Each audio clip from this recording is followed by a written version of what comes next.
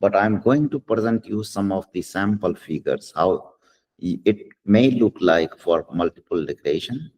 Then these are some of the lines.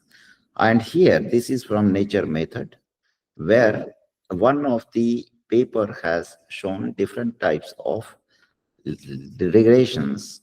For example, here, uncorrelated predictors in A, then regression of the uncorrelated predictors, then here correlated predictors, then regression for the correlated predictors.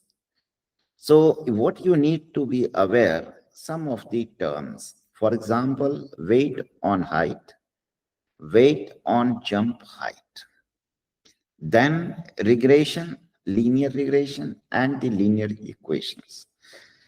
If you understand these things, then it is quite easy to implement and go for predictions of by using the equations in any sample which you are going to analyze.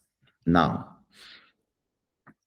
multiple linear regression is similar to simple linear regression, with the exception that it uses several explanatory variables which are independent instead of one to predict the outcome of the response variable that is dependent.